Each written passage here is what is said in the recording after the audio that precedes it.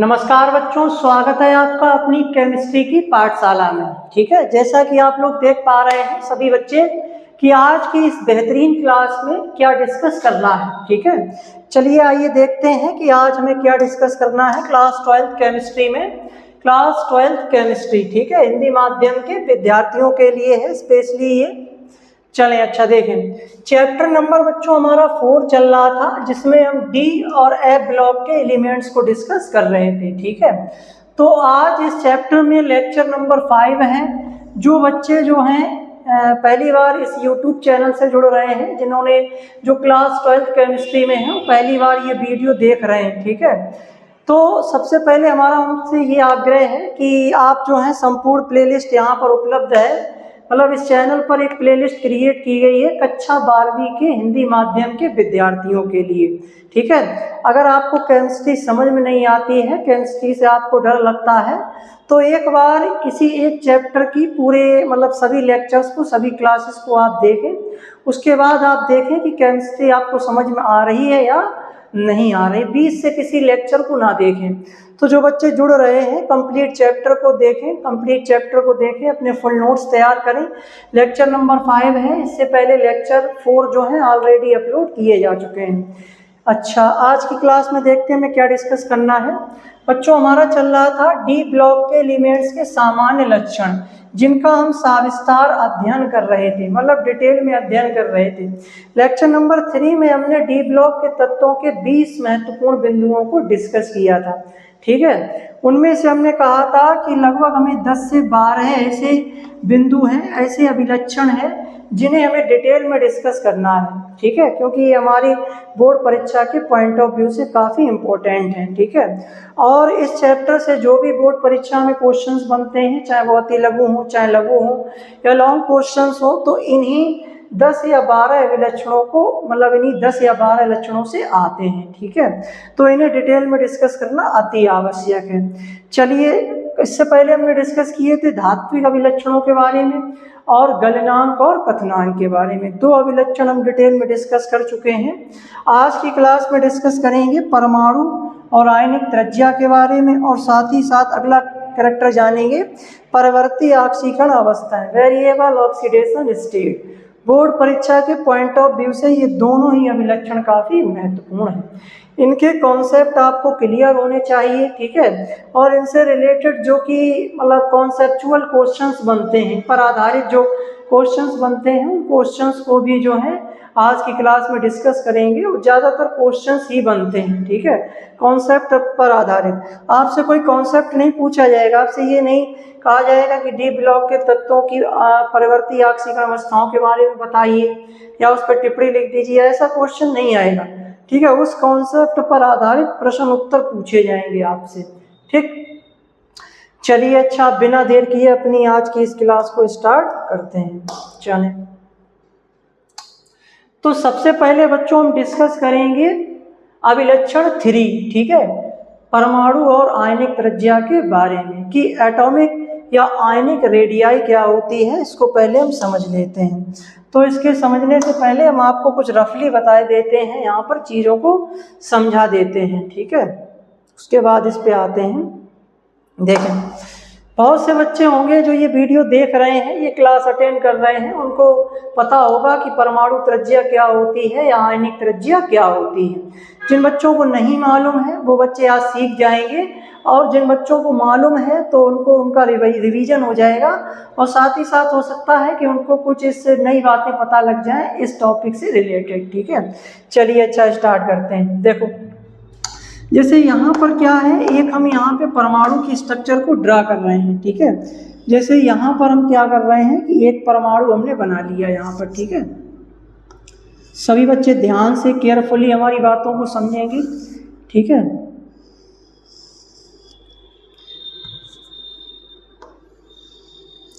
तो ये एक परमाणु में क्या हम बना रहे हैं, सेंटर में इसके एक हम नाभिक बना दे रहे हैं। ठीक है,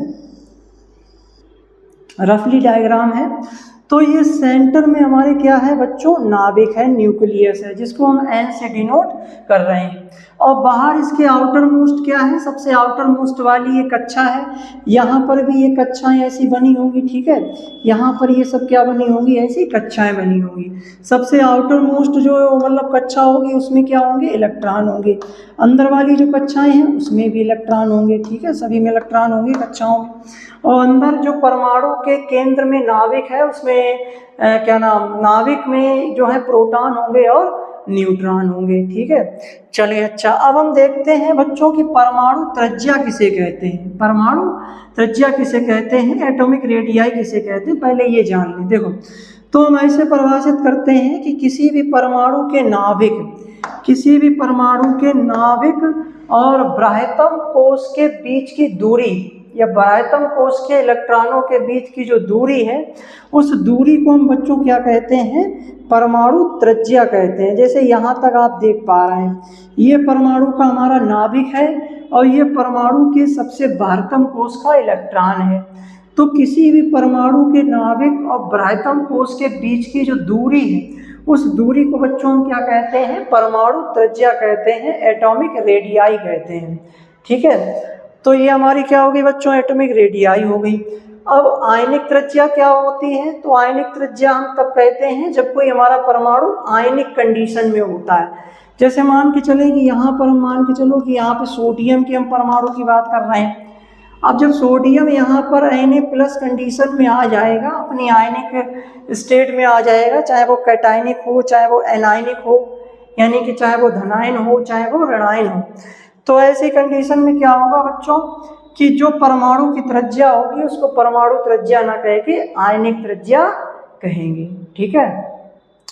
अगर इसने धनायन बनाया होगा तो इसने इलेक्ट्रॉन को खोया होगा, इलेक्ट्रॉन को लॉस किया होगा, और अगर इसने ऋणायन बनाया होगा परमाणु ने तो उसने इलेक्ट्रॉन को ग्रहण किया होगा, ठीक है। तो यहाँ पर क्या है कि परमाणु त्रिज्या और आयनिक त्रिज्या को आप समझ गए होंगे कि परमाणु त्रिज्या क्या है, तो किसी भी परमाणु के नाभिक से बाह्यतम कोश के इलेक्ट्रॉन के बीच की दूरी को परमाणु त्रिज्या कहते हैं। आयनिक त्रिज्या किसे कहते हैं, तो परमाणु की आयनिक अवस्था में परमाणु त्रिज्या आयनिक त्रिज्या कहलाती है, ठीक है। चलें अच्छा, यहाँ तक बात क्लियर हो गई होगी। अब हम दूसरी बात ये समझते हैं कि परमाणु त्रिज्या कम हो सकती है या ज़्यादा हो सकती है। भाई ये जो दूरी है, ये दूरी ज़्यादा भी हो सकती है और कम भी हो सकती है।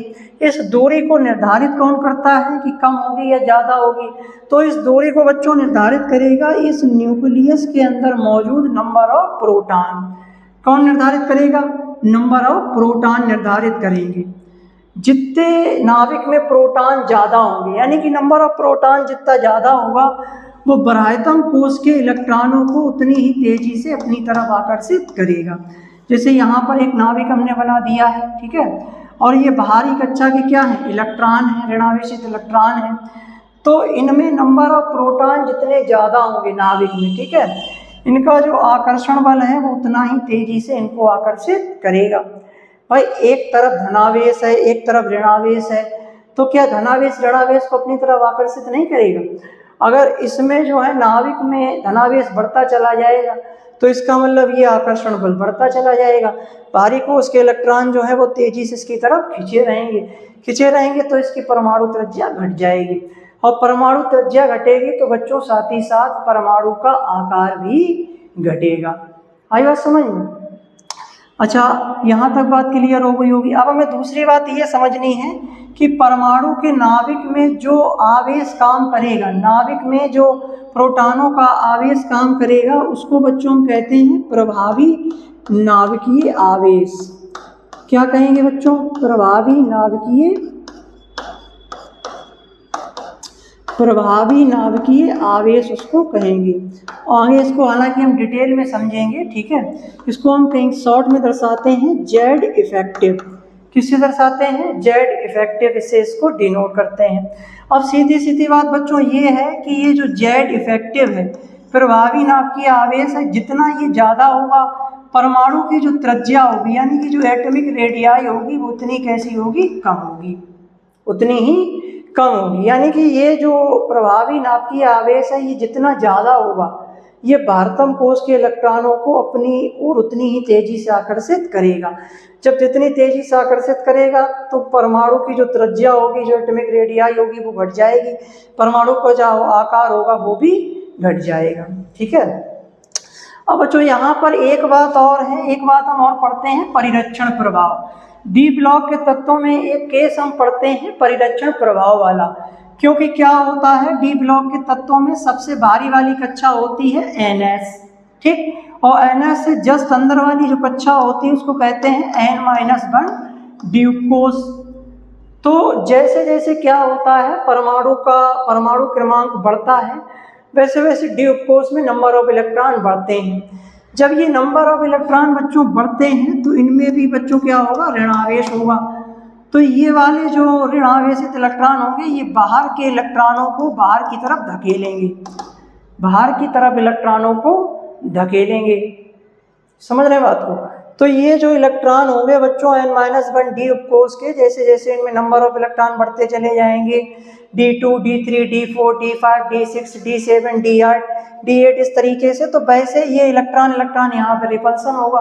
तो प्रभावीय नाभिकीय आवेश उतना अच्छे से वर्क नहीं कर पाएगा जितना जब ये नहीं होते तब कर पाते। ठीक है, एक तरीके से इन्होंने बाधा उत्पन्न कर दी। ठीक है, ये एक दूसरे के अपोजिट काम कर रहे हैं। जो जेड इफेक्टिव है वो अपना अलग काम कर रहा है। ठीक है, जेड इफेक्टिव का काम है परमाणु आकार की परमाणु त्रिज्या को घटाना, परिरक्षण प्रभाव का काम है परमाणु त्रिज्या को, परमाणु आकार को या तो रोक देना, घटाने से रोक देना, या थोड़ा सा इंक्रीज कर देना, या थोड़ा सा इंक्रीज कर देना। तो ये दोनों अपोजिट हैं, एक दूसरे के दुश्मन हैं। कौन? एक तो जेड इफेक्टिव और दूसरा परिरक्षण प्रभाव, जिसको इंग्लिश में शील्डिंग इफेक्ट के नाम से जानते हैं। ठीक है, तो इस डी ब्लॉक के तत्वों का जो हम ये कैरेक्टर पढ़ेंगे, ये पूरी इसका कैरेक्टर इसी के इर्द गिर्द घूमता है। मतलब इसी के बारे में अगर हम ये कॉन्सेप्ट समझ गए तो इसके ये लक्षण को जानना हमारे लिए बहुत ही आसान हो गया। ठीक है, चलिए अच्छा, तो यहाँ तक बातें आपको समझ में आ गई होगी। जो भी बातें रह गई हैं उनको अभी हम यहाँ पर डिस्कस करेंगे। चलें, अच्छा अब आ जाते हैं अपने उसी स्लाइड में।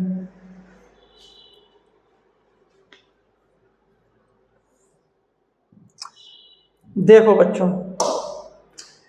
तो अब परमाणु क्या है, परमाणु मतलब त्रिज्या क्या है, आयनिक त्रिज्या है, ये आप अच्छे से समझ गए हैं। देखो, परमाणु और आयनिक त्रिज्या, सरल शब्दों में मूल अवधारणा पहले समझें कि सामान्यतः किसी भी ब्लॉक में बाएं से दाएं जाने पर, इस बात को आप समझ लें कि सामान्यतः किसी भी ब्लॉक में, चाहे हम 3D की बात करें या 4D, 5D या 6D, तो किसी भी ब्लॉक में आप बाएं से दाएं जाएं, यानी कि वर्ग में आगे की तरफ बढ़ें। ठीक है, परमाणु त्रिज्या घटती है, परमाणु त्रिज्या घटती है। इसका क्या कारण है अभी हम डिस्कस करेंगे। लेकिन डी ब्लॉक की किसी श्रेणी जैसे 3D श्रेणी में बाएं से दाएं जाने पर परमाणु त्रिज्या का एक बहुत ही अनोखा क्रम देखने को मिलता है। इन 3 भागों में बांटकर समझ सकते हैं। ठीक है, तो पहली लाइन में इसमें यह बताया गया है कि सामान्यतः आप आवर्त सारणी के किसी भी ब्लॉक में जाएं, चाहे आप S ब्लॉक में जाएं, चाहे आप P ब्लॉक में जाएं। ठीक है, डी ब्लॉक को अभी छोड़ें, S और P ब्लॉक की बात करें तो सामान्यतः किसी भी ब्लॉक में जब आप बाएं से दाएं जाएंगे तो परमाणु त्रिज्या घटती है। इसका क्या कारण है? इसका कारण ये है कि परमाणु क्रमांक में वृद्धि के साथ साथ नाभिक में प्रोटॉनों की संख्या बढ़ती है। प्रोटॉनों की संख्या जब बढ़ेगी तो प्रभावी नाभिकीय आवेश बढ़ेगा, प्रभावी नाभिकीय आवेश जब बढ़ेगा तो वो परमाणु त्रिज्या को घटा देगा। ठीक है, लेकिन यहाँ पर जब हम संक्रमण तत्वों की बात करते हैं, डी ब्लॉक के एलिमेंट्स की बात करते हैं, तो बाएं से दाएं जाने पर परमाणु त्रिज्या का एक बहुत ही यूनिक, एक बहुत ही मजेदार पैटर्न देखने को हमें मिलता है। ठीक है, चलिए आइए देखते हैं इसमें होता क्या है। बच्चों 3 कैटेगरीज हैं, ध्यान से समझेंगे। शुरुआत में क्या होता है, स्कैंडियम से लेके क्रोमियम तक, यानी कि 21 नंबर से लेके जब आप 24 नंबर तक जाते हैं, जिसमें क्या होता है, जिसमें जो क्या नाम विन्यास होता है वो D1, D2, D3 और D4 होता है। तो ऐसी कंडीशन में क्या होता है बच्चों, परमाणु त्रिज्या घटती है, परमाणु त्रिज्या घटती है, जैसा कि S और P ब्लॉक के तत्वों में होता है। क्यों? क्योंकि डी उपकोष में जो है नंबर ऑफ इलेक्ट्रॉन बढ़ रहे हैं, ठीक है, नंबर ऑफ इलेक्ट्रॉन बढ़ रहे हैं, इधर नाभिक में नंबर ऑफ प्रोटॉन बढ़ रहे हैं, ठीक है। तो नंबर ऑफ प्रोटॉन के बढ़ने से जो प्रभावी नाभिकीय आवेश है वो बढ़ रहा है। लेकिन अभी जो हमने परिरक्षण प्रभाव पे चर्चा की थी उसका हमें इफेक्ट देखने को मिलता है D6, D7, D8 के बाद, या D5 से शुरू हो जाता है। D4 तक परिरक्षण प्रभाव का कोई इफेक्ट जनरली देखने को नहीं मिलता है, ठीक है। ये परिरक्षण प्रभाव की वजह से है बच्चों की हमें यहाँ पर इतना वेरिएशन देखने को मिल रहा है।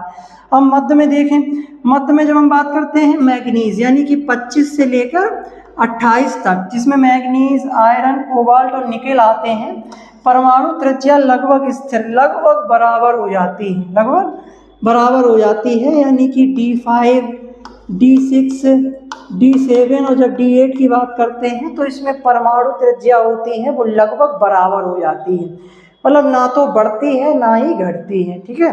क्यों? क्योंकि D5 के बाद से D5 से परिरक्षण प्रभाव काम करने लगता है, ठीक है। तो नंबर ऑफ प्रोटॉन बढ़ रहे हैं, नंबर ऑफ प्रोटॉन बढ़ रहे हैं, लेकिन जो है परमाणु त्रिज्या नहीं घट पा रही, परमाणु त्रिज्या घटनी चाहिए। क्यों नहीं घट रही है? क्यों? क्योंकि भाई नंबर ऑफ डी उपकोष में नंबर ऑफ इलेक्ट्रॉन भी तो बढ़ रहे हैं और D5 से परिरक्षण प्रभाव जो अपना प्रभाव दिखाना स्टार्ट कर देता है। तो इधर वो नंबर ऑफ प्रोटॉन बढ़ रहे हैं, उसे परमाणु त्रिज्या घटानी चाहिए, लेकिन इनकी वजह से वो घटा नहीं पा रहा है, ठीक है। तीसरा देखें, अंत में कॉपर और जिंक पर, यानी कि जब हम 29 और 30 नंबर पे बात करते हैं तो परमाणु त्रिज्या अचानक थोड़ी बढ़ जाती है, ठीक है। क्यों बढ़ जाती है भैया? यहाँ पे D9 और D10 विन्यास हमको मिलता है, D9 और D10। हालांकि यहाँ पर कॉपर के केस में भी D10 ही होता है, तो D10 ही हम लिखें तो ज़्यादा बेटर रहेगा। तो यहाँ पर डी उपकोष पूर्ण रूप से भर जाता है, तो यहाँ पर परिरक्षण प्रभाव बहुत ही अच्छे ढंग से काम करता है। तो वो क्या करता है, परमाणु त्रिज्या घटाने की जगह थोड़ी सी बढ़ा देता है, मामूली सी थोड़ी जो है बढ़ा देता है। देखो लिखा है परमाणु त्रिज्या अचानक थोड़ी बढ़ जाती है, ठीक है। तो अब ये कॉन्सेप्ट समझ में आ गया होगा। एक बार फिर इसको समझ लें कि सामान्यतः जब आप किसी भी ब्लॉक में जाते हैं, चाहे आप S ब्लॉक में जाएं या P ब्लॉक में जाएं, तो बाएं से दाएं जाने पर परमाणु त्रिज्या घटती है। इसका कारण हमने बता दिया है, प्रभावी नाभिकीय आवेश। लेकिन D ब्लॉक के तत्वों में, संक्रमण तत्वों में परमाणु त्रिज्या का एक बहुत ही यूनिक, एक बहुत ही मतलब मज़ेदार जो है हमें मतलब घटना देखने को मिलती है, जिसको 3 भागों में बांटकर हम देखते हैं। इसमें हम ये देखते हैं कि शुरुआत में जब हम 21 से लेके जो है 24 तक जाते हैं, D1 से लेके D4 तक, तो इसमें परमाणु त्रिज्या घटती है S और P ब्लॉक के तत्वों की भांति। क्यों? क्योंकि यहाँ पर किसी भी प्रकार का कोई परिरक्षण प्रभाव भी कार्य नहीं कर रहा है। फिर यहाँ पर 25 से लेके 28 तक जाते हैं, D5 से लेके D8 तक, तो यहाँ पर परिरक्षण प्रभाव अपना काम करना स्टार्ट कर देता है, अपना प्रभाव दिखाना चालू कर देता है, जिस वजह से यहाँ पर परमाणु त्रिज्या लगभग स्थिर रह जाती है, लगभग बराबर रहती है, ठीक है। अंत में क्या होता है? अंत में D10 विन्यास जब होता है तो यहाँ पर परिरक्षण प्रभाव बहुत ही अच्छे तरीके से काम करता है, जेट इफेक्टिव बहुत कम रह जाता है और जो परिरक्षण प्रभाव है वो अपने पीक पर होता है। इस वजह से परमाणु त्रिज्या थोड़ी सी बढ़ जाती है, ठीक। तो ये बहुत ही इंपॉर्टेंट पॉइंट था बच्चों, इसको ध्यान रखेंगे। चलें, अच्छा अब आप इसका स्क्रीनशॉट ले लें, उसके बाद हम आगे बढ़ते हैं, ठीक है।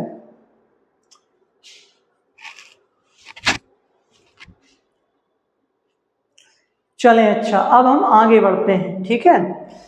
चलिए, अच्छा इसके पीछे का वैज्ञानिक कारण देख लें बच्चों, क्या है साइंटिफिक रीजन। परमाणु त्रिज्या के इस अनोखे व्यवहार के पीछे 2 मुख्य वैज्ञानिक कारण काम करते हैं, ठीक है। पहला हमने बताया प्रभावी नाभिकीय आवेश, दूसरा हमने बताया परिरक्षण प्रभाव, ठीक है। प्रभावी नाभिकीय आवेश क्या है? इसको हम जेड इफेक्टिव से डिनोट करते हैं। नाभिक में प्रोटॉन बढ़ने के कारण बाहरी इलेक्ट्रॉनों को अंदर खींचने वाला बल, यह आकार को छोटा करना चाहता है। यह क्या करना चाहता है? आकार को छोटा करना चाहता है, त्रिज्या को घटाना चाहता है, ठीक है। तो जैसे जैसे नाभिक में प्रोटॉनों का नंबर बढ़ेगा वैसे वैसे ये क्या करेगा? परमाणु त्रिज्या को घटाएगा, परमाणु आकार को घटाएगा। लेकिन अगर परिरक्षण प्रभाव काम करने लगा तो फिर ये वाला प्रभाव मतलब अनइफेक्टिव हो जाएगा, प्रभावहीन हो जाएगा, ठीक है। अगला देखें परिरक्षण प्रभाव, शील्डिंग इफेक्ट। अंदर के n-1 डी उपकोष में भरने वाले इलेक्ट्रॉन बाहर के ns इलेक्ट्रॉनों को धक्का देते हैं, यानी कि प्रतिकर्षित करते हैं, जैसा कि हमने बताया कि ये मान के चलो n-1 डी कोस है और यहाँ पर ये जो है बना हुआ है NS, तो यहाँ पर इलेक्ट्रॉन जैसे भर रहे हैं, यहाँ पर इलेक्ट्रॉन पहने से, तो ये यहाँ पर प्रतिकर्षण होगा भाई, इलेक्ट्रॉन इलेक्ट्रॉन एक जैसे नेगेटिव चार्ज, ठीक है, सेम चार्ज वाले एक दूसरे को प्रतिकर्षित करेंगे, रिपेल करेंगे, और यह आकार को बड़ा करना चाहता है, यह परमाणु त्रिज्या को थोड़ा बढ़ाना चाहता है, ठीक है।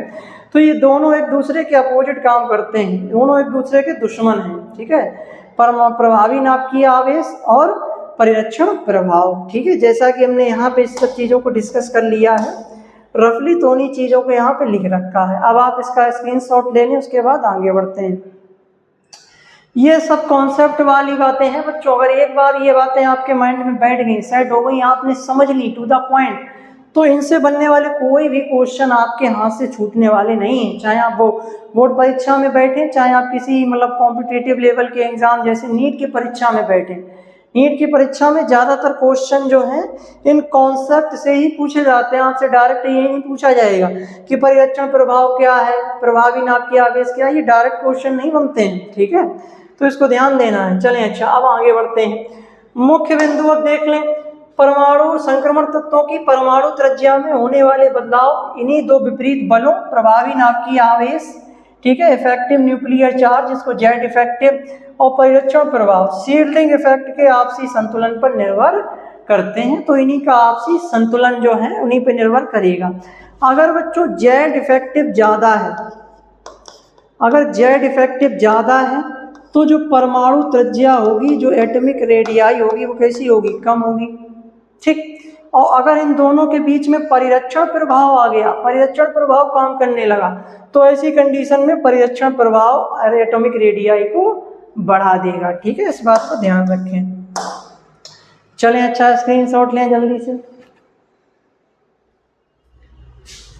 चलें, बोर्ड परीक्षा में बनने वाले कुछ महत्वपूर्ण संभावित प्रश्नों को देख लेते हैं, मोस्ट इम्पोर्टेंट, ठीक है। इस कॉन्सेप्ट पर आधारित जो बोर्ड परीक्षा में प्रश्न पूछे जाते हैं लघु में, उनको देख लेते हैं। देखो बच्चों, सभी बच्चे ध्यान से देखेंगे, पढ़ेंगे।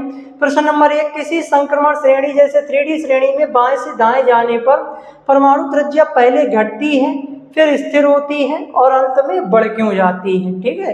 तो इस सब चीज़ों को हमने डिस्कस कर लिया है, बस उन्हीं सब चीज़ों को आपको लिख देना है। देखो शुरुआत में क्या होता है, हम यहाँ पर केवल पढ़ देते हैं, क्योंकि बाद बाकी हम समझा चुके हैं।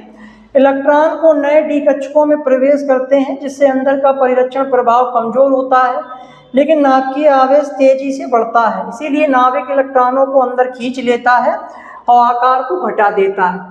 आप ये बात ध्यान रखेंगे कि परिरक्षण प्रभाव D5 के बाद काम करता है, D4 से पहले परिरक्षण प्रभाव काम नहीं करता है, प्रभावहीन होता है। D5 से पहले जो है हमारा जो है जो प्रभावी नाभिकीय आवेश है ये काम करता है, ठीक है। तो इसीलिए ये आकार को घटा देता है, जैसा कि हमने बताया कि परमाणु क्रमांक 21 से लेकर परमाणु क्रमांक 24 तक, ठीक। मध्य में आ जाओ, जैसे जैसे डी उपकक्ष में इलेक्ट्रॉनों की संख्या बढ़ती है, अंदर के इलेक्ट्रॉनों का परिरक्षण प्रभाव, धक्का देने वाला बल बढ़कर नाभिकीय आवेश खींचने वाले बल के बराबर हो जाता है। दोनों बल संतुलित होने के कारण आकार लगभग स्थिर हो जाता है। तो मध्य में दोनों बल बराबर हो जाते हैं। Z effective is equal to जो है शील्डिंग इफेक्ट, आप ऐसा कह सकते हैं, ठीक है, कि प्रभावी नाभिकीय आवेश बराबर परिरक्षण प्रभाव, ठीक। अंत में देखें, डी उपकक्ष पूरी तरह भर जाता है, D9 या D10, जिसमें इलेक्ट्रॉनों के बीच आपसी प्रतिकर्षण बहुत ज़्यादा बढ़ जाता है। यह प्रतिकर्षण बल नाभिकीय खिंचाव पर भारी पड़ता है, जिससे इलेक्ट्रॉन क्लाउड फैल जाता है और आकार थोड़ा बढ़ जाता है, ठीक है। तो अगर आपसे डायरेक्ट कोई अभिलक्षण ना पूछा जाए तो इस क्वेश्चन के फॉर्मेट में क्वेश्चन के रूप में भी पूछा जा सकता है, तो आप इसको इस तरह से लिख सकते हैं, ठीक है। चलें, अच्छा स्क्रीनशॉट ले लें। अगला देखें बच्चों, लैंथेनाइट संकुचन, ठीक है, लैंथेनाइट संकुचन। लेंथेनाइड संकुचन, हालांकि इसको हम बाद में डिस्कस करेंगे जब हम 4 ब्लॉक के एलिमेंट्स के बारे में पढ़ेंगे, ठीक है। तो इसको ऐसा करो, अभी इसको हम स्किप करते हैं, अभी रहने दो, ठीक है। लेंथेनाइड संकुचन पर एक बहुत ही मतलब काफ़ी महत्वपूर्ण टॉपिक है, इस पे टिप्पणी पूछी जाती है, तो इसको जब हम 4 ब्लॉक के एलिमेंट्स पढ़ेंगे वहाँ पे डिस्कस कर लेंगे, ठीक है। अगला देखें, संक्रमण तत्वों के आयनों जैसे Fe+2 और Fe+3 की आयनिक त्रिज्या का क्या क्रम होता है और क्यों, ठीक है। देखें, जैसे जैसे किसी धातु पर धन आवेश बढ़ता है, ठीक है, उसकी आयनिक त्रिज्या घटती जाती है, उसकी आयनिक त्रिज्या घटती जाती है। इसका कारण बच्चों ये होगा कि जैसे मान के चलो कि यहाँ पर हमारे सामने Fe+2 है और एक हमारे सामने Fe+3 है, तो Fe+2 में क्या है, इसने अपने 2 इलेक्ट्रॉन खो दिए हैं, ठीक है, इसने अपने 3 इलेक्ट्रॉन खो दिए हैं। तो यहाँ पर 2 इलेक्ट्रॉन है, यहाँ पर 3 इलेक्ट्रॉन है, और जो मतलब जो परमाणु नाभिकीय आवेश है वो दोनों में बराबर है। भाई इलेक्ट्रॉन ही तो मतलब जो है कम या ज़्यादा है, प्रोटॉन तो जितने हैं किसी परमाणु के पास तो नहीं रहेंगे। तो यहाँ पर 2 है, यहाँ पर 3 है, तो यहाँ पर जब 3 है तो 3 होने की वजह से जो प्रभावी नाभिकीय आवेश होगा वो क्या होगा बच्चों, थोड़ा बढ़ जाएगा, वो थोड़ा बढ़ जाएगा, क्योंकि भाई अंदर की बाहर की तरफ जब नंबर ऑफ इलेक्ट्रॉन बढ़ेंगे, ठीक है, अंदर क्या नाम बाहर की तरफ जब नंबर ऑफ इलेक्ट्रॉन बढ़ेंगे तो फिर उन्हें खींचने वाला जो है अंदर से जो फोर्स लग रहा है वो भी उन पे ज़्यादा अच्छे से वर्क करेगा।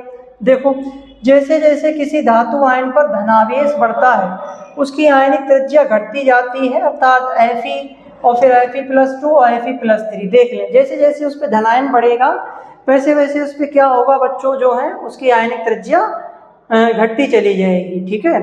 क्यों? क्योंकि भाई इलेक्ट्रॉन घट रहे हैं ना, इलेक्ट्रॉन जब घटेंगे तो अंदर की तरफ और अच्छे से खींचेगा। कारण इलेक्ट्रॉन बाहर निकलने के बावजूद नाभिक में प्रोटॉनों की संख्या वही रहती है, चाहे आप Fe की जो है उदासीन अवस्था में बात करें, चाहे आप Fe+3 में बात करें, भाई इनमें जितने प्रोटॉन हैं उसमें इतने प्रोटॉन हैं, तो प्रोटॉनों की संख्या तो वही रहती है। इसके कारण बचे हुए इलेक्ट्रॉनों पर प्रति इलेक्ट्रॉन प्रभावी नाभिकीय आवेश बढ़ जाता है। जितने इलेक्ट्रॉन रह जाएंगे उन पे और अच्छे से काम करेगा और नाभिक उन्हें ज़्यादा मजबूती से अंदर खींच लेता है, जिससे आयन का जो आकार है, जो परमाणु त्रिज्या है वो घट जाती है, ठीक है। तो किसी भी आयन की जो परमाणु त्रिज्या होती है वो उसके उदासीन परमाणु से सदैव कैसी होती है, कम होती है। इस बात को आप ध्यान रखेंगे। जैसे यहाँ पे देखो Fe की ज़्यादा है, Fe से कम जो है Fe+2 की है और उससे भी कम Fe+3 की है, ठीक है। चलें, अच्छा अब आप स्क्रीनशॉट ले लें, फिर आगे बढ़ते हैं।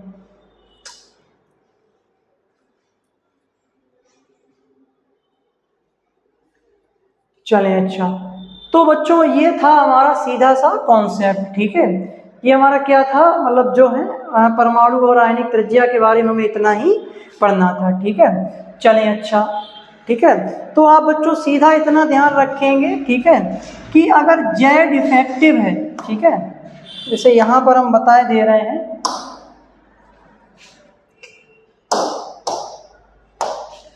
जैसे यहाँ पर हम लिखे दे रहे हैं कि जैसे Z इफेक्टिव, ठीक है, Z इफेक्टिव अगर ज़्यादा होगा, ठीक है, Z इफेक्टिव ज़्यादा होगा और जो हमारा सील्डिंग इफेक्ट है, इसको हम ऐसे ही लिखे दे रहे हैं शॉर्ट में, सील्डिंग इफेक्ट हमारा कम होगा, तो ऐसी कंडीशन में क्या होगा, जो परमाणु त्रिज्या होगी, जो परमाणु या जो आयनिक त्रिज्या होगी, ठीक है, वो कैसी होगी बच्चों, कम होगी। इसमें आप आकार को भी शामिल कर सकते हैं, परमाणु त्रिज्या एवं आकार, ठीक है, ये कैसी होगी बच्चों, कम होगी। कैसी होगी, कम होगी, ठीक है। तो एक पॉइंट तो आप ये लिख सकते हैं मोटा मोटा रफली आप इसको, ठीक है। एक पॉइंट हम इसका अपोजिट बताते हैं कि अगर Z इफेक्टिव कम, Z इफेक्टिव कम तभी होगा जब हमारा जो है परिरक्षण प्रभाव सील्डिंग इफेक्ट ऐसा होगा, ज़्यादा होगा। सील्डिंग इफेक्ट जब बच्चों ज़्यादा होगा तो ऐसी कंडीशन में जो त्रिज्या एवं आकार होंगे ये दोनों कैसे होंगे, त्रिज्या एवं आकार ज़्यादा होंगे, त्रिज्या एवं आकार दोनों ही कैसे होंगे, ज़्यादा होंगे। ज़्यादा नहीं होंगे तो मतलब फिक्स स्थिर होंगे, ठीक है, या थोड़ा सा मामूली से ज़्यादा होंगे, ठीक है, आप ऐसा कह सकते हैं। चलें, अच्छा आप इसका स्क्रीनशॉट ले लें, तो इनको लास्ट में आप इसको एक जो है लिख लें, ओवरव्यू की समरी, ठीक है, एक सारांश है ये पूरे का। चलें, अच्छा अब हम अगला टॉपिक पढ़ने स्टार्ट करते हैं जो कि बहुत ही महत्वपूर्ण है। उसमें हमें पढ़ना है परिवर्ती ऑक्सीकरण अवस्था। देखो, तो परिवर्ती ऑक्सीकरण अवस्था बच्चों क्या होती है, पहली बात तो ये पता होनी चाहिए।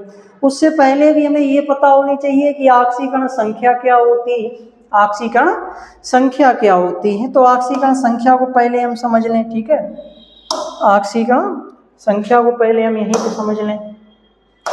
देखो, कोई भी परमाणु, कोई भी तत्व किसी दूसरे परमाणु के साथ मिलकर जब यौगिक का निर्माण करता है, तो यौगिक के निर्माण के समय जितने वो इलेक्ट्रॉन लॉस करता है या जितने इलेक्ट्रॉन गेन करता है, यानी जितने इलेक्ट्रॉन त्यागता है या जितना ग्रहण करता है, वही उस परमाणु की ऑक्सीकरण संख्या कहलाती है। ऑक्सीकरण संख्या तो धनायन मतलब धनावेशित होती है, ऋणावेशित। जैसे संक्रमण धातुओं की बात करते हैं, तो जैसे यहाँ पर एक कंपाउंड हम लिख रहे हैं कॉमन सा FeCl2 और एक लिखे दे रहे हैं FeCl3, ठीक।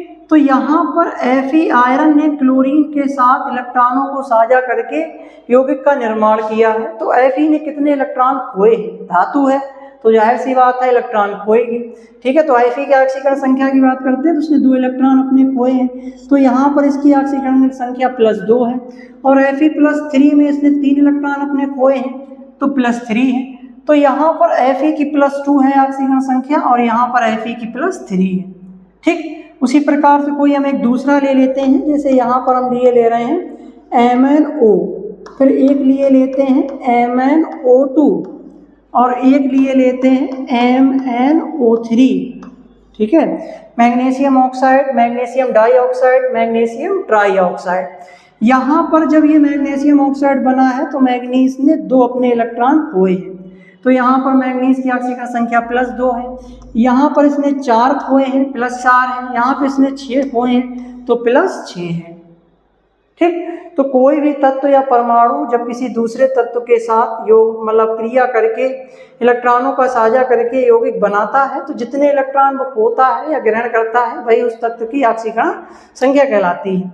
अब यहाँ पे परिवर्ती ऑक्सीकरण संख्या क्या है, तो डी ब्लॉक के तत्व जो बच्चों होते हैं वो वेरिएबल ऑक्सीडेशन स्टेट शो करते हैं। परिवर्ती का मतलब बदलती हुई ऑक्सीकरण संख्या, या आप यूँ कहें कि ये स्थिर फिक्स ऑक्सीकरण संख्या नहीं दर्शाते हैं, ठीक है। जैसे एस ब्लॉक के पी ब्लॉक के एलिमेंट्स होते हैं, ज़्यादातर एलिमेंट्स एक स्थिर ऑक्सीकरण संख्या दर्शाते हैं, या तो इतनी दर्शाएंगे या इतनी, लेकिन इनके ज़्यादातर जो तत्व होते हैं वो बदलती हुई ऑक्सीकरण संख्या दर्शाते हैं। जैसे आप यहीं देख रहे हैं कि यहाँ पर Fe+2 है, यहाँ पर Fe+3 दर्शा रहा है, ठीक। मैग्नीज को देख लें, यहाँ +2 +4 +6 दर्शा रहा है, इसके बीच की ये +3 भी दर्शाता है, +5 भी दर्शाता है और अधिकतम +7 दर्शाता है। तो +2 से लेके +7 तक की ऑक्सीकरण संख्या दर्शाता है, ठीक। उसी प्रकार से Cu जानते हैं, Cu+2 इस तरीके से ऑक्सीकरण संख्या दर्शाता है, ठीक। उसी प्रकार से हम जानते हैं रूथेनियम है, ऑस्मियम है, ठीक है, ये अधिकतम जो है +2 से लेके +8 तक की ऑक्सीकरण संख्या दर्शाते हैं। तो ये वेरिएबल बदलती हुई ऑक्सीकरण संख्या दर्शाते हैं। अब क्वेश्चन बच्चों हमारे सामने ये है कि ऐसा क्यों करते हैं, क्यों दर्शाते हैं। तो इसका कारण ये है कि इन तत्वों के बाहरी NS उपकोष के इलेक्ट्रॉन और बाहर से ठीक अंदर वाली कक्षा यानी कि N-1D उपकोष के इलेक्ट्रॉन, दोनों ही इलेक्ट्रॉन बंध बनाने में भाग लेते हैं। इन दोनों ही उपकोषों के मध्य ऊर्जा का अंतर होता है बहुत कम। तो ऊर्जा के अंतर बहुत कम होने की वजह से क्या होता है, दोनों ही उपकोष के इलेक्ट्रॉन बंध बनाने में भाग लेते हैं। तो इसीलिए ये जो है परिवर्ती ऑक्सीकरण संख्या दर्शाते हैं। संक्रमण तत्वों में सबसे न्यूनतम ऑक्सीकरण संख्या आपको +1 या +2 देखने को मिलेगी और अधिकतम ऑक्सीकरण संख्या आपको जो है अधिकतम +8 देखने को मिलेगी, ठीक है। चलिए, अच्छा तो ये बात हमारी जो है कॉन्सेप्ट हमारा क्लियर हो गया होगा। और अब हम आ जाते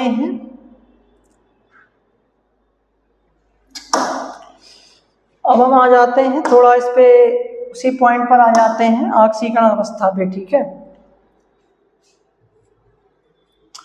चलें, अच्छा अब देखें बच्चों, देखो वेरिएबल ऑक्सीडेशन स्टेट, देखो संक्रमण तत्वों में तीसरे और 12वें वर्ग के तत्वों को छोड़कर से सभी तत्व परिवर्ती ऑक्सीकरण अवस्थाएं दर्शाते हैं। क्यों? क्योंकि इनके N-1D और NS उपकोषों में बहुत कम ऊर्जा अंतर होने के कारण दोनों ही उपकोषों के इलेक्ट्रॉन बंध बनाने में भाग लेते हैं। जैसा कि हमने बताया कि ये परवर्ती ऑक्सीकरण संख्या क्यों दर्शाते हैं, तो इसका कारण यही है कि N-1D उपकोष और NS उपकोषों के मध्य बहुत कम ऊर्जा अंतर होने के कारण, ठीक है, दोनों ही उपकोषों के इलेक्ट्रॉन जो है बंध बनाने में भाग लेते हैं। ठीक है, तो इसीलिए ये परवर्ती ऑक्सीकरण संख्या दर्शाते हैं। बाद बाकी तीसरे और 12वें वर्ग के तत्वों को छोड़ दिया जाए। 12वें वर्ग में हमारे भाई 3 तत्व आते हैं अपवादी तत्व, एक तो जिंक आते हैं, एक कैडमियम और एक मरकरी, ये 3 तत्व आते हैं। और तीसरे वर्ग में हमारे स्कैंडियम आते हैं, स्कैंडियम से फिर नीचे की तरफ आओगे तो इट्रियम आता है, नीचे की तरफ ये एक्टिनियम, तो इनको छोड़ दिया जाए, ये परवर्ती ऑक्सीकरण संख्या नहीं दर्शाते हैं, ये फिक्स दर्शाते हैं। जैसे Zn सदैव +2 अवस्था में मिलेगा, कैडमियम +2 मिलेगा, Hg +1 में भी मिलता है और +2 अवस्था में भी मिलता है। तो संक्रमण तत्वों में वर्ग संख्या 3 और वर्ग संख्या 12 को छोड़कर, ठीक है, सभी संक्रमण तत्व परवर्ती ऑक्सीकरण संख्या दर्शाते हैं। क्यों दर्शाते हैं उसका कारण हमने बता दिया है। ठीक है, चलें, अच्छा अब आप स्क्रीनशॉट ले लें, इसके विषय में हमें बहुत कुछ पढ़ना है अभी। ठीक है,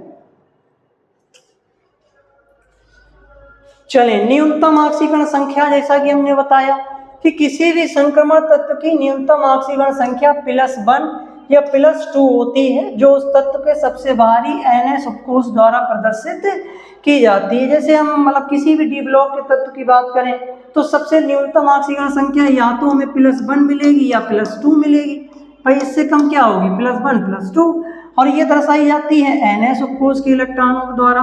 हम जानते हैं कि S उपकोष में अधिकतम 2 इलेक्ट्रॉन रह सकते हैं, तो या तो वो 1 इलेक्ट्रॉन जो है दान करेगा या दोनों दान कर देगा। ठीक, अधिकतम ऑक्सीकरण संख्या की बात करते हैं तो किसी भी संक्रमण तत्व द्वारा अधिकतम प्रदर्शित की जाने वाली ऑक्सीकरण अवस्था +3 से लेकर +8 तक हो सकती है। +8 से ज़्यादा नहीं है किसी की, चाहे 3D 4D 5D 6D किसी की भी बात करें आप, जो NS तथा N-1D उपकोषों में मौजूद अयुग्मित इलेक्ट्रॉनों के योग के बराबर होती है। ठीक है, जब कोई भी तत्व जो है +2 से ज़्यादा ऑक्सीकरण संख्या दर्शा रहा है, जैसे +3 +4 +6 +8 अधिकतम, तो इसका मतलब ये है कि उस तत्व के NS उपकोष के इलेक्ट्रॉन भी भाग ले रहे हैं और N-1D उपकोष के भी अयुग्मित इलेक्ट्रॉन भाग ले रहे हैं।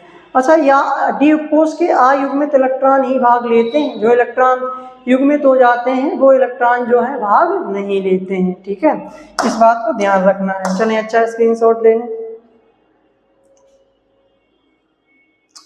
अगला बच्चों हम जानेंगे तीनों श्रेणियों का, यहाँ पर हम अध्ययन कर लेते हैं 3D 5D 6D श्रेणियों का तुलनात्मक अध्ययन कर लेते हैं। ठीक है, देखो 3D श्रेणी में हम ये देखेंगे, हर एक श्रेणी में ये देखेंगे कि सबसे न्यूनतम ऑक्सीकरण संख्या कौन दर्शा रहा है, सबसे अधिकतम कौन सी दर्शा रहा है, और कुछ ऐसे तत्व भी हैं क्या जो स्थिर फिक्स दर्शा रहे हैं, वेरिएबल नहीं दर्शा रहे हैं। देखो 3D संक्रमण श्रेणी, ठीक है, जो कि स्कैंडियम से लेकर जिंक तक है, इसमें कम सबसे न्यूनतम ऑक्सीकरण अवस्था कॉपर दर्शाता है, जो कि +1 होती है, क्योंकि इसका विन्यास 3D10 और 4s1 होता है और 4s का एक इलेक्ट्रॉन आसानी से निकल जाता है, तो इसीलिए कॉपर जो है ज़्यादातर कंडीशन में +1 ऑक्सीकरण संख्या दर्शाता है। लेकिन कुछ यौगिकों के साथ ये +2 ऑक्सीकरण संख्या भी दर्शाता है, तो ये बात भी आपको ध्यान रखनी है।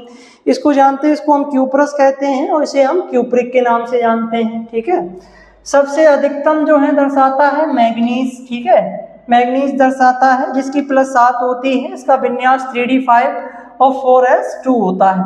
तो 5 अयुग्मित इलेक्ट्रॉन इसमें हो गए, 2 इसमें हो गए, तो 5 और 2 7, सातों इलेक्ट्रॉन बंध बनाने में भाग ले सकते हैं, तो ये अधिकतम +7 ऑक्सीकरण संख्या दर्शाता है। मैग्नीज के अभी हमने कंपाउंड डिस्कस किए थे, manganese oxide, magnesium dioxide, magnesium trioxide, तो वहाँ पे ये अलग अलग दर्शा रहा था। एकमात्र निश्चित अवस्था दर्शाने वाले तत्व 3D के, तो वही हमने बताया था, तीसरे वर्ग में आने वाला स्कैंडियम और 12वें वर्ग में आने वाला जिंक। जिंक दर्शाता है +2 अवस्था और स्कैंडियम +3 ही अवस्था दर्शाता है। तो ये अपरिवर्तनीय अवस्था दर्शाते हैं, फिक्स नहीं, इनकी फिक्स होती है। तो देखो ये अपरिवर्तनशील अवस्था नहीं दर्शाते हैं, ठीक है। चलें, अच्छा, तो 3D में हमने जान लिए सबसे न्यूनतम ऑक्सीकरण संख्या कौन दर्शाता है, कॉपर। सबसे अधिकतम कौन दर्शाता है, मैग्नीज, ठीक है। और फिक्स कौन सी दर्शाते हैं, तो तीसरे वर्ग का जो है स्कैंडियम और 12वें वर्ग का जिंक। चलें 4D श्रेणी में देख लेते हैं। 4D श्रेणी में जब हम बात करते हैं तो सबसे कम न्यूनतम ऑक्सीकरण अवस्था दर्शाता है सिल्वर, चांदी। कौन दर्शाता है, चांदी, जो कि +1 होती है। अब इसका विन्यास आप देख लीजिए, 4D10 है, 5s1 है, तो अपना ये एक इलेक्ट्रॉन निकाल देता है, एक इलेक्ट्रॉन निकाल के Ag+ बना लेता है। बाद बाकी ये इसका जो 4D कोष है पूर्ण रूप से भरा है, स्थायी है, तो ये क्यों अपने इलेक्ट्रॉन दान करे भाई, अयुग्मित इलेक्ट्रॉन ही तो बंध बनाने में भाग लेंगे रासायनिक क्रिया में, तो ये तो पैक है पूरे, ये भाग लेंगे ही नहीं। सबसे अधिकतम कौन दर्शाता है, सबसे अधिकतम दर्शाता है रूथेनियम, ठीक है, जो कि इसकी +8 होती है। इसका एक कंपाउंड है रूथेनियम ऑक्साइड। रूथेनियम ऑक्साइड में इसकी अधिकतम ऑक्सीकरण संख्या +8 देखने को मिलती है। चलिए, अच्छा, स्क्रीनशॉट लें। 5D श्रेणी में देखें, 5D श्रेणी में हमारा जो है एक तो वही सोना आ जाता है, जो कि सबसे कम न्यूनतम ऑक्सीकरण अवस्था दर्शाता है, गोल्ड, सोना, Au। इसका विन्यास जो है चांदी की तरह होता है, 5D10 और 6s1, तो ये निकल जाता है, ठीक है, और Au+ बन जाता है, ठीक। सबसे अधिकतम दर्शाता है ऑस्मियम। सबसे अधिकतम कौन दर्शाता है, ऑस्मियम दर्शाता है, जो कि +8 होती है। इसका कंपाउंड है ऑस्मियम ऑक्साइड, ठीक है। चलें, अच्छा, इसका स्क्रीनशॉट ले लें। अगला देखें 6D श्रेणी, चतुर्थ श्रेणी, जो एक्टेनियम और रेफनियम और का नाम कैलिफोर्नियम आते हैं। तो इसमें सबसे अधिकतम ऑक्सीकरण अवस्था हैस्मियम दर्शाता है, जो कि +8 होती है हैस्मियम ऑक्साइड में।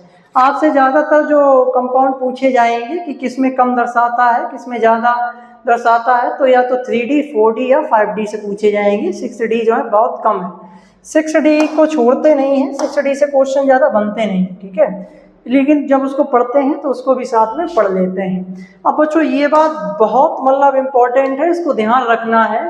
देखो, कह रहे हैं कि D0, D5, D10 विन्यासों पर ऑक्सीकरण अवस्था अधिक स्थायी होती है। ये बात आप गांठ बांध लें, ठीक है, बहुत ही इम्पोर्टेंट लाइन है। इससे कॉन्सेप्चुअल क्वेश्चन बनते हैं, अभी हम सॉल्व कराएंगे, ठीक है, आसानी से आप पता लगा पाएंगे। क्या ध्यान रखना है कि जब कोई मतलब संक्रमण तत्व इलेक्ट्रॉनों को त्याग कर D0, D5 या D10, ठीक है, इलेक्ट्रॉनिक विन्यास ग्रहण कर लेता है, तो ऐसी अवस्था में वो तत्व स्थायित्व प्राप्त कर लेता है, स्टेबिलिटी को गेन कर लेता है। आई बात समझ? तो कोई भी तत्व, क्यों भाई, इसका कारण ये है, हमने कहा था D कक्षक या तो आधा भरा हो या पूरा भरा हो या आधा मतलब खाली हो पूरा, तो ऐसी कंडीशन में ये स्थायी होता है। कैसा होता है? स्थायी होता है, इसमें स्टेबिलिटी होती है। तो कोई भी तत्व यही करना चाहता है, सभी भी तत्व आपस में भाई क्रिया क्यों करते हैं, इसी स्टेबिलिटी को गेन करने के लिए, ठीक। अब जैसे यहाँ पे जैसे कारण समझो कि जैसे क्या कारण है कि Ti+4 Ti+3 आयन से अधिक स्थायी है, ठीक। तो जब हम Ti की बात करते हैं बच्चों, तो Ti का जो परमाणु क्रमांक क्या है, वो 22 है, और इसका जब इलेक्ट्रॉनिक विन्यास करेंगे तो 3D 4s2 आएगा। तो बच्चों अगर ये दो तरह के आयन बनाता है, एक तो +3 बनाता है, एक +4 बनाता है। +3 वाली अवस्था में जब +4 वाली अवस्था में जब जाओगे तो इसके ये भी इलेक्ट्रॉन निकल जाएंगे, ये भी, तो ये सब खाली हो जाएगा। तो ऐसी कंडीशन में ये स्थायी विन्यास होगा। और जब ये Ti+3 कंडीशन में होगा तो ये दो इलेक्ट्रॉन ये जाएंगे, एक इसका जाएगा, तो इसमें 3D बन रह जाएगा। तो ये हमारा जो विन्यास होगा वो अस्थायी होगा। इस अवस्था में 3D कोष ना तो जो है पूर्ण रूप से खाली है, ना ही आधा भरा है, ना ही पूरा भरा है, तो इसलिए ये स्थायित्व उसने गेन नहीं किया, ये स्टेबल नहीं, ठीक। तो कौन सा आयन स्थायी है, Ti+4 आयन स्थायी या Ti+3? तो आप क्या कहेंगे, Ti+4 आयन ज़्यादा स्थायी है, आपको ये विन्यास बनाकर दिखाना होगा। चलिए, अच्छा, कुछ हम और आयन हैं उनको हम और दिखाई देते हैं, बता देते हैं। पहले आप इसका स्क्रीनशॉट ले लें, स्क्रीनशॉट ले लें जल्दी से, फिर हम और बता देते हैं।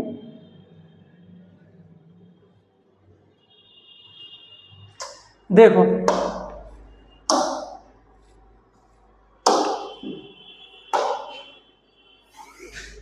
नोट करके यहाँ पर जैसे लिख सकते हैं, और भी आयन हैं और ये पूछे भी जाते हैं, 1 या 2 नंबर पूछा जाता है। जैसे पूछा जाता है कि क्या कारण है कि जो Mn+2 है, Mn+2 है, Mn+2 का विन्यास क्या होगा? Mn के जब हम इलेक्ट्रॉनिक विन्यास की बात करेंगे बच्चों तो बात करेंगे 3d5 और 4s2 की बात करेंगे, ठीक है, यही तो होगा। तो Mn+2 कंडीशन में क्या होगा, इसके 2 इलेक्ट्रॉन निकल जाएंगे, तो इसका जो 3d उपकोष होगा वो आधा भरा होगा। कैसा भरा होगा? आधा भरा होगा। और जब हम बात करेंगे Mn+3 की, तो Mn+3 में 1 इलेक्ट्रॉन इससे निकल जाएगा, तो इस कंडीशन में ये बनेगा 3d4। तो हम कहेंगे कि कौन सा आयन ज़्यादा स्थायी है, Mn+2 ज़्यादा स्थायी है Mn+3? तो आप कहेंगे कि Mn+2 ज़्यादा स्थायी है, क्योंकि इस अवस्था में मैग्नीज का जो 3d उपकोष है वो अर्धपूरित है, उसका जो विन्यास है 3d5 है। हम जानते हैं कि आधे भरे हुए, पूर्ण रूप से भरे हुए उपकोष ज़्यादा स्थायी होते हैं। तो Mn+2 Mn+3 आयन से ज़्यादा स्थायी है। आप इस तरीके से इस बात को लिख सकते हैं, ठीक है, ज़्यादा स्थायी है, ठीक है। क्यों स्थायी है तो वो तो हमने यहीं पे लिख दिया है, आप इलेक्ट्रॉनिक विन्यास करके भी देख सकते हैं। अगला देखते हैं, जैसे Ag+, जैसे हम बात करते हैं Ag+ की, ठीक है। Ag+ का जो बच्चों इलेक्ट्रॉनिक विन्यास होता है वो होता है 4d5, वो 4d10 होता है। और जब ये चेंज होता है 4d+2 में, ठीक है, तो इसका इलेक्ट्रॉनिक विन्यास हो जाता है 4d9।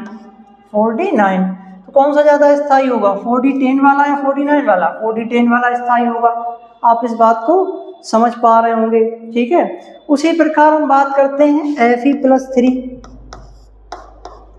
Fe+3 ज़्यादा स्थायी है या Fe+2 ज़्यादा स्थायी? अब आप बताइए।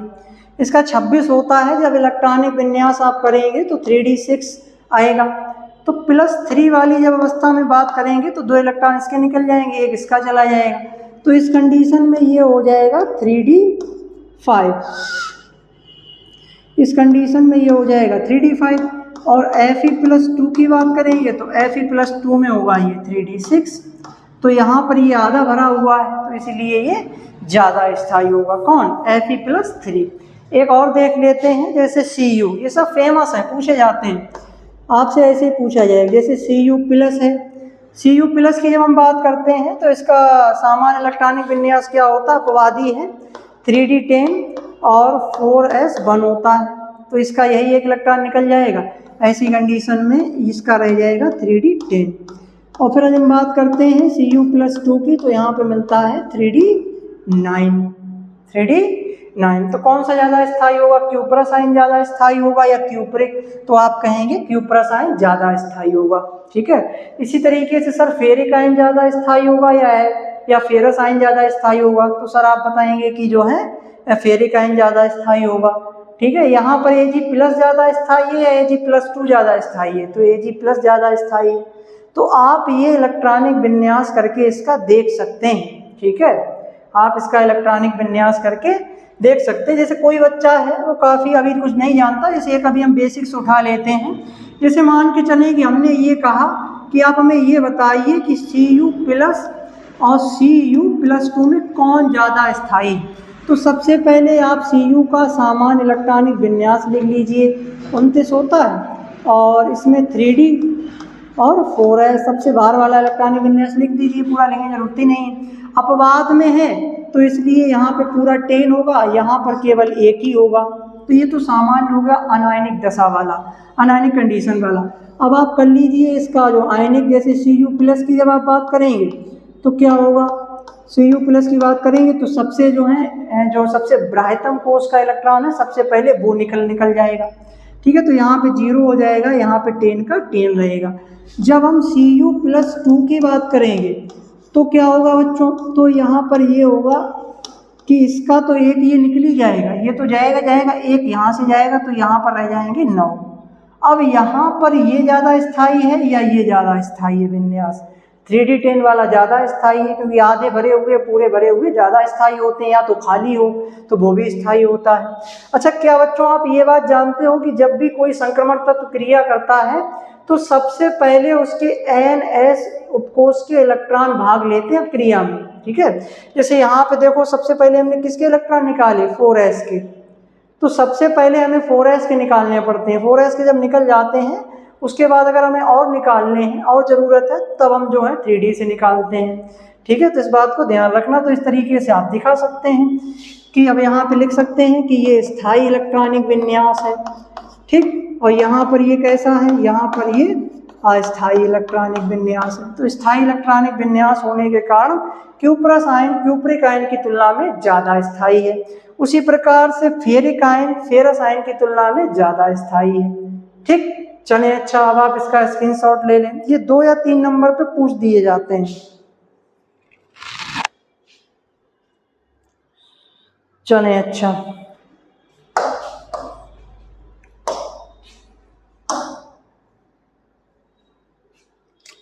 तो ये वाली बात हम डिस्कस कर रहे थे, इसको हमने डिस्कस कर लिया है, ठीक है। अब हम देखते हैं बच्चों एक बहुत ही महत्वपूर्ण क्वेश्चन जो पूछा जाता है कि Mn+3 एक प्रबल आक्सीकारक है और जबकि Cr+2 एक अपचायक है, ऐसा क्यों भैया? तो इसका कारण भी यही है, वही वाला विन्यास वाला D5D10 वाला, ठीक है। चलो पहले हम Mn+3 की बात करते हैं। क्या आप आक्सीकारक को पहले से जानते हैं? अपचायक आक्सीकारक तो जानते ही होंगे। आक्सीकारक का मतलब ये है कि जो दूसरे से इलेक्ट्रॉन मतलब ले ले, ठीक है, उसका एक इलेक्ट्रॉन निकलवा दे, स्वयं ग्रहण कर ले, सामने वाले का ऑक्सीकरण करा दे, अपना स्वयं का अपचयन कर ले। अपचायक का मतलब सामने वाले का अपचयन करा दे, यानी कि उसको एक इलेक्ट्रॉन दे दे और स्वयं अपना क्या कर ले, ऑक्सीकरण कर ले। तो यहाँ पर देखो बच्चों क्या कह रहे हैं कि जो Mn+ है, समझते रहना बात को, Mn+3 क्या करें, Mn+3 में जब हम बात करेंगे तो Mn का जो इलेक्ट्रॉनिक विन्यास होता है क्या होता है, 3d5 और 4s2 होता है। ये तो मतलब मैग्नीज का हो गया सामान्य अवस्था में। Mn+3 कंडीशन में होगा तो 2 इलेक्ट्रॉन ये जाएंगे और 1 इलेक्ट्रॉन इसका जाएगा, तो इसका जो 3D जो विन्यास बनेगा वो बनेगा 3d4, यही बनेगा। अब कह रहे हैं कि ये प्रबल आक्सीकारक है, आक्सीकारक है तो इसका मतलब 1 इलेक्ट्रॉन दान करेगा। पहले 1 इलेक्ट्रॉन निकालो, ठीक है, तो ये क्या करेगा, 1 इलेक्ट्रॉन जो है वो ग्रहण कर लेगा। मतलब आक्सीकारक का मतलब ये है ग्रहण करेगा, सॉरी उल्टा बोलना है, ठीक है। आक्सीकारक का मतलब सामने वाले से इलेक्ट्रॉन ग्रहण करेगा, तो ये क्या करेगा, 1 इलेक्ट्रॉन बच्चों सामने वाले से ग्रहण कर लेगा। तो जब इसमें 1 इलेक्ट्रॉन ऐड हो जाएगा तो ये जो Mn+3 है ये Mn+3 से Mn+2 में चेंज हो जाएगा। ऐसी कंडीशन में क्या होगा कि अब जब ये 1 इलेक्ट्रॉन ग्रहण कर लेगा, इस कंडीशन में होगा, तो इसका जो 3D उपकोष है उसमें 5 इलेक्ट्रॉन होंगे। कितने इलेक्ट्रॉन होंगे, 5 इलेक्ट्रॉन होंगे। तो जरा अब आप हमें ये बताएं कि 3d4 विन्यास ज़्यादा स्थायी या 3d5 ज़्यादा स्थायी है? तो आप कहेंगे सर 3d5 ज़्यादा स्थायी है, 3d5 ज़्यादा स्थायी है। तो इसीलिए जो मैग्नीज है वो एक प्रबल जो है आक्सीकारक है। ये बहुत जल्दी, अगर सामने वाला कोई तत्व ऐसा है जो अपने इलेक्ट्रॉन को दान करना चाहता है, ठीक है, देना चाहता है, अपना ऑक्सीकरण करना चाहता है, तो ये उससे बहुत जल्दी इलेक्ट्रॉन खींचता है, बहुत जल्दी इलेक्ट्रॉन खींचता है और एक ही इलेक्ट्रॉन खींचेगा, ठीक है। क्यों?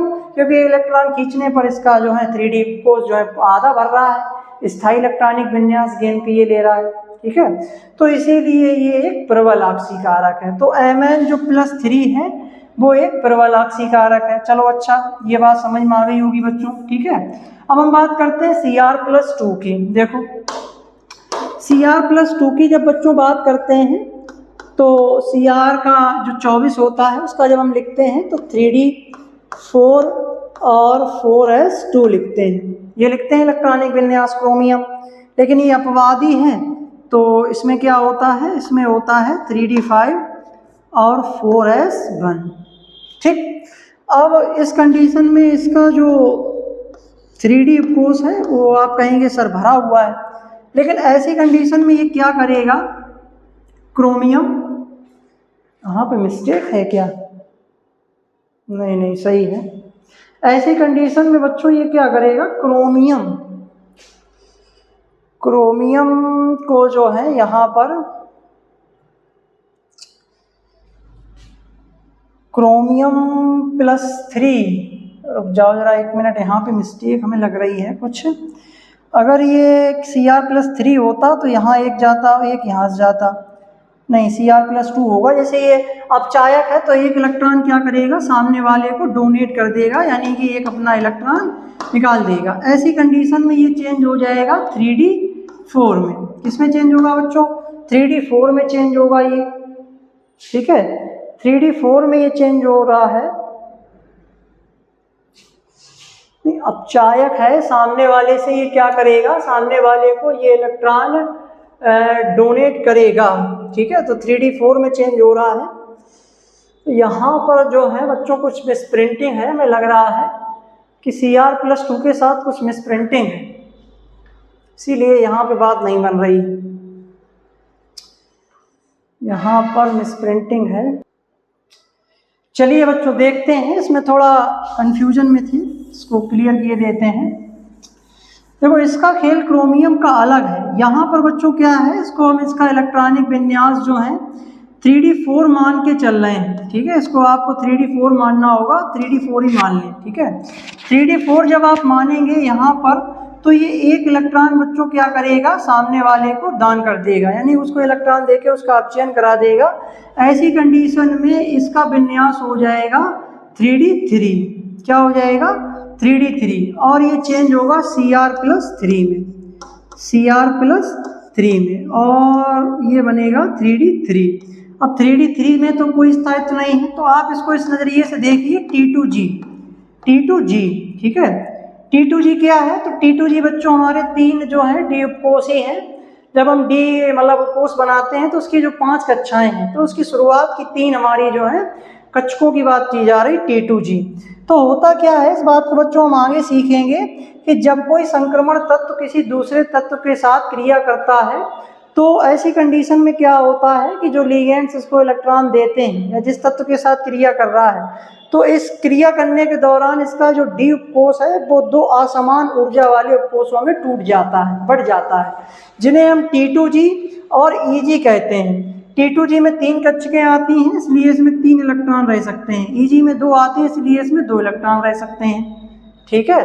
मतलब अयुग्मित कंडीशन में, वैसे अधिकतम तो इसमें 6 रह लेंगे और इसमें 4 रह लेंगे, ठीक है। तो T2g जो उपकोष है, इसको अब आप देख लें कि आधा भरा हुआ है। कैसा भरा हुआ है, आधा भरा हुआ है। जैसे यहाँ पर हम ये T2g बनाए दे रहे हैं, ये हमारा एक T2g है, ठीक है।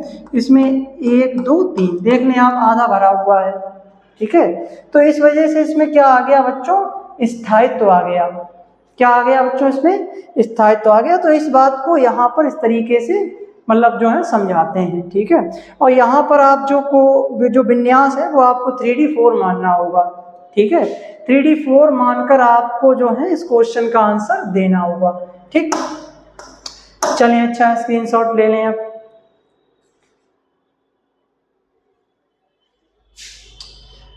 देखें यहाँ पर कुछ कैरेक्टर और हैं, इनको डिस्कस कर लेते हैं कि ऑक्सीजन व फ्लोरीन के साथ ऑक्सीकरण अवस्थाएं समझ लेते हैं। देखो कोई भी संक्रमण तत्व जो होता है वो ऑक्सीजन और फ्लोरीन के साथ अपनी अधिकतम ऑक्सीकरण संख्या दर्शाता है। पहली बात ये, सर ऐसा क्यों, ऐसा इसलिए क्योंकि ऑक्सीजन और जो फ्लोरीन है इनका एक तो छोटा आकार और दूसरा ये उच्च विद्युत ऋणात्मकता दर्शाने वाले तत्व हैं। पूरी आवर्त सारणी में सबसे अधिक फ्लोरीन है, जानते हैं बहुत जल्दी इलेक्ट्रॉनों को खींचता है, ठीक है। इलेक्ट्रॉनों को अपनी तरफ खींचने की इसकी कैपेसिटी बहुत ज़्यादा होती है। तो फ्लोरीन जो है मोर इलेक्ट्रोनिगेटिव है, ऑक्सीजन भी जो है मोर इलेक्ट्रोनिगेटिव है, लेकिन फ्लोरीन की तुलना में थोड़ा कम है, ठीक है। तो कोई भी संक्रमण तत्व जो होता है जब वो ऑक्सीजन और फ्लोरीन के साथ मिलकर यौगिकों का निर्माण करता है तो वो अपनी अधिकतम ज़्यादा से ज़्यादा ऑक्सीकरण संख्या दर्शाता है। मतलब जितनी वो अधिकतम दर्शा सकता है उतनी अधिकतम जो है दर्शाने का प्रयास करता है। तो देखो इसमें वही लिखा है कि ऑक्सीजन व फ्लोरीन के छोटे आकार व उच्च विद्युत ऋणात्मकता के कारण डी ब्लॉक के तत्व इनके साथ अपनी अधिकतम ऑक्सीकरण अवस्था दर्शाते हैं, ठीक है। इसके बच्चों में उदाहरण पढ़ने हैं, ठीक है। इसके हमें क्या पढ़ने हैं, उदाहरण पढ़ने हैं। देखो जैसे यहाँ पर हम ले रहे हैं Cr+3 CrO3, ठीक है, क्रोमियम ऑक्साइड। यहाँ पर आप इसकी ऑक्सीकरण संख्या निकालें, ठीक है। क्रोमियम की अगर हम निकालते हैं तो निकालनी आप लोगों को आती होगी, ठीक है। हम निकाल रहे हैं, जैसे यहाँ पर इसकी x मान लो, ठीक है। ऑक्सीजन की -1 और कितने हैं 3, ओवरऑल चार्ज इस पर 0 है, ठीक है। इसको आप कैलकुलेट कर लीजिए, प्लस माइनस माइनस और 2 3 6 बराबर 0। तो x बराबर क्या निकल आएगा, ये उधर चला जाएगा तो प्लस का 6, ठीक है। तो यहाँ पर क्रोमियम की ऑक्सीकरण संख्या कितनी है, प्लस की 6। तो देखो यहाँ पे क्रोमियम ऑक्सीजन के साथ अपनी अधिकतम ऑक्सीकरण संख्या शो कर रहा है। दूसरा देखते हैं K2Cr2O7, बहुत ही फेमस कंपाउंड है, इसे हमें आगे पढ़ना भी है डिटेल में, ठीक है, जब ये सब कैरेक्टर डिस्कस कर लेंगे तब, ठीक है। इसमें देखें क्रोमियम की निकालनी है हमें, तो क्रोमियम की यहाँ पे हम 2x बच्चों मानेंगे, क्योंकि यहाँ पे क्रोमियम के एटम 2 हैं, प्लस पोटेशियम की +1 होती है, इसके 2 हैं इसलिए इंटू 2, प्लस ऑक्सीजन की -2, 7 एटम है इसलिए जो है 7, और ओवरऑल इस पर कोई आवेश है नहीं इसलिए 0। अब आप इसको सॉल्व कीजिए, 2x प्लस माइनस माइनस और ये 2 और प्लस माइनस माइनस, नहीं यहाँ पे गलती हो रही है, यहाँ पे प्लस है, ठीक है, क्यों प्लस की 1 होती है ना, तो यहाँ पे प्लस हो जाएगा, प्लस प्लस प्लस, और यहाँ पर हो जाएगा 14, ठीक है, बराबर 0, ठीक। अब आप इसको सॉल्व जब करेंगे तो इस तरीके से सॉल्व करेंगे कि 2x बराबर 14 माइनस 2, ठीक है, ये 12 हो जाएगा, तो 2x बराबर 12, x बराबर जब आप निकालेंगे तो 12 इंटू 12/2, इसको काटेंगे तो 6, तो यहाँ पे प्लस की 6 आ जाएगी। तो यहाँ पर क्रोमियम, यहाँ पर भी क्रोमियम जो है वो अपनी अधिकतम ऑक्सीकरण संख्या दर्शा रहा है, ठीक है। तो यहाँ पे क्रोमियम की ऑक्सीकरण संख्या कितनी है बच्चों, 6 है, ठीक। इसी तरीके से हम KMnO4 में देखते हैं, ठीक है, KMnO4 में देखते हैं,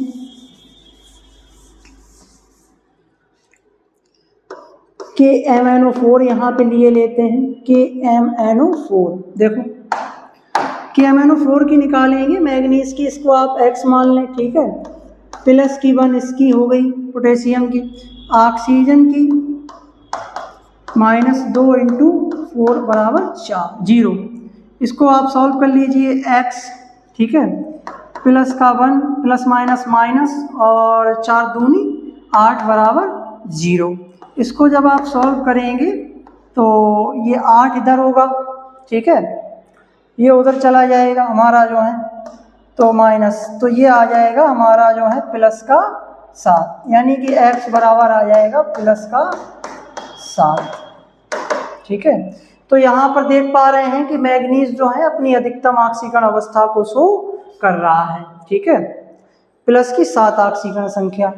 अब हम देख लेते हैं बच्चों BO, मतलब फ्लोरीन के कुछ कंपाउंड देख लेते हैं, फ्लोरीन के कुछ कंपाउंड को यहाँ डिस्कस कर लेते हैं। जैसे यहाँ पर बहुत ही फेमस कंपाउंड है वेनेडियम पेंटाफ्लोराइड। वेनेडियम की ऑक्सीकरण संख्या आप मान लीजिए x, ठीक, फ्लोरीन के ऊपर -1 होता है into 5, overall charge 0, overall charge इस पे 0 है तो यहाँ पे 0। अब आप इसको तो डायरेक्ट इसकी निकल आए, प्लस माइनस माइनस और बराबर 0, x बराबर ये उधर चला जाएगा प्लस का हो जाएगा। तो यहाँ पर आप देख रहे हैं कि वेनेडियम अधिकतम यहाँ पर अपनी +5 ऑक्सीकरण संख्या दर्शा रहा है, ठीक है। चलें, अच्छा, उसी प्रकार से हमने एक कंपाउंड और पढ़ रखा है osmium tetra oxide, osmium oxide भी कह देते हैं इसको, ठीक। तो इसमें आप मान लीजिए इसकी x और -2 इंटू 4 बराबर 0, ठीक, x और ये प्लस माइनस माइनस 4 दूनी 8 बराबर 0, x बराबर कितना निकलेगा प्लस की 8। तो यहाँ पर ऑस्मियम की ऑक्सीकरण संख्या +8 है। उसी प्रकार से आप रूथेनियम ऑक्साइड की निकाल सकते हैं, इसकी भी ऑक्सीकरण संख्या +8 आएगी निकल के, ठीक। तो कहने का मतलब ये है, यहाँ पर हमने इतने सारे उदाहरण क्यों दिए हैं, इसलिए दिए हैं ताकि इस पॉइंट को क्लियर किया जा सके कि कोई भी संक्रमण तत्व जो है वो अपनी मतलब ऑक्सीजन और फ्लोरीन के साथ अपनी अधिकतम ऑक्सीकरण अवस्था को शो करता है, जितनी अधिकतम दर्शा सकता है उतनी करेगा, ठीक है। चलें, अच्छा, स्क्रीनशॉट ले लें। उसके बाद इसका एक लास्ट पॉइंट और है कि ऑक्साइडों के अम्लीय और क्षारीय होने का गुण।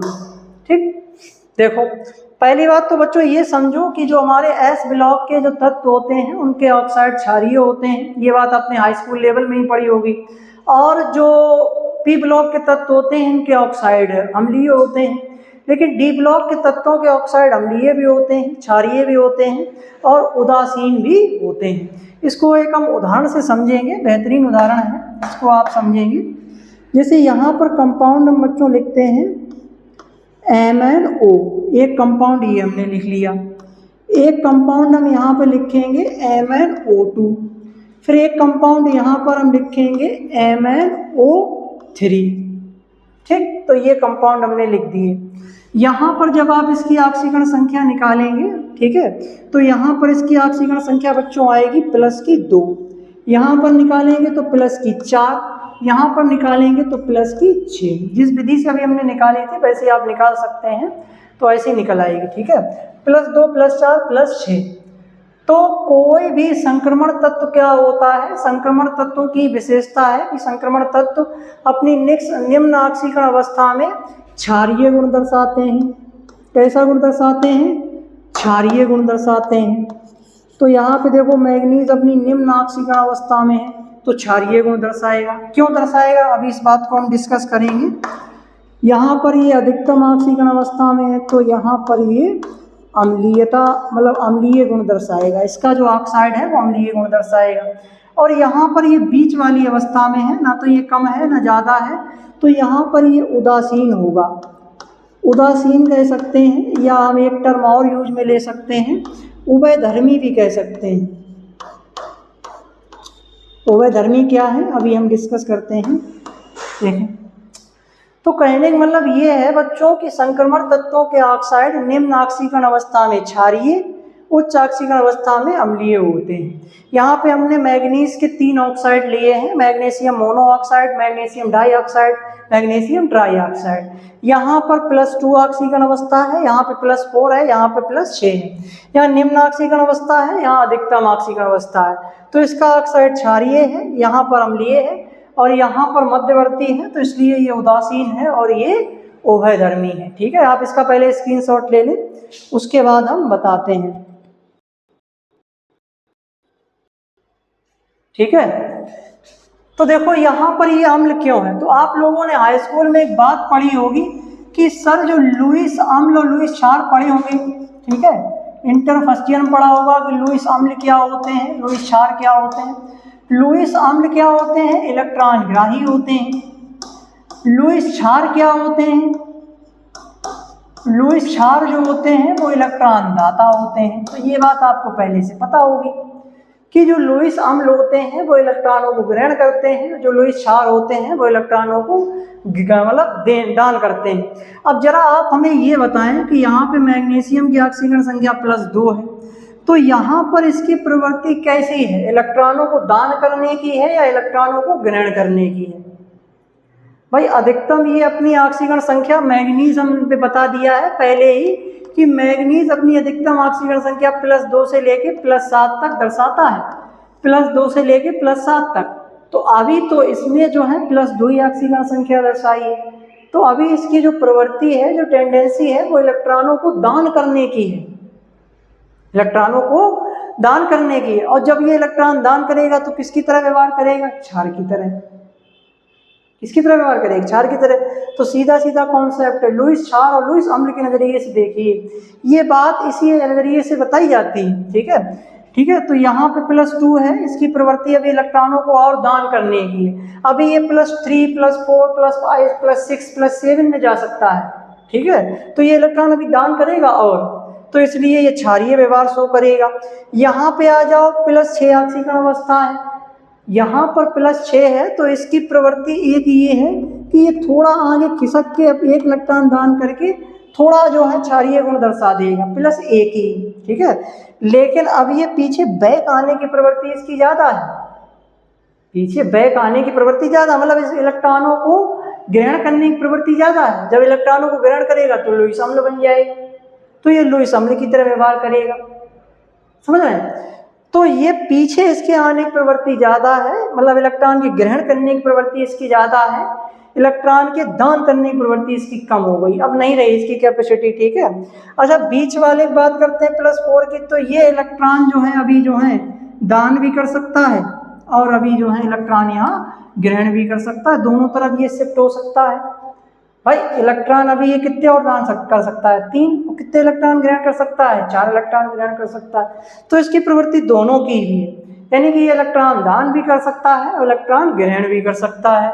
तो इसी वजह से ये उभयधर्मी गुण दर्शाता है। उभयधर्मी का मतलब वो है कि वो अकॉर्डिंग टू कंडीशंस, परिस्थितियों के अकॉर्डिंग, पीएच के अकॉर्डिंग इलेक्ट्रॉन को जो दान करें और इलेक्ट्रॉनों को ग्रहण करें, ठीक है, तो उनको उभयधर्मी कहते हैं। आप इस बात को ऐसे समझ लें जैसे जो सच्चे देशभक्त होते हैं तो वो अपने देश के लिए, उनका सीधा नारा रहता है कि मैं अपने देश के लिए अपनी जान दे भी सकता हूँ और अपने दुश्मन की जान ले भी सकता हूँ। समझ रहे हैं? अपने देश की सुरक्षा के लिए बॉर्डर पे तैनात हमारे जो सिपाही हैं वो क्या करते हैं कि मैं अपनी जान दे भी सकता हूँ और तुम्हारी जान ले भी सकता हूँ। यही होता है जब युद्ध होता है तो सामने वाले मतलब मार भी देते हैं और स्वयं भी हमारे सैनिक मरते हैं, तो वो अपने जान दे भी देते हैं और जान ले भी लेते हैं। तो भाई इनका खेल है, ये इलेक्ट्रॉन दान कर भी सकते हैं, दान इलेक्ट्रॉन ग्रहण भी कर सकते हैं, ठीक है। तो इसीलिए ये बात कहते हैं। चलें, आशा है ये बात आपको समझ में आ गई होगी, ठीक। चलें, अच्छा अब क्या है, बस आज की क्लास में हमें इतना ही डिस्कस करना था। इससे कुछ क्वेश्चंस और हैं, क्वेश्चंस को और देख लेते हैं जल्दी से, ठीक है। देखो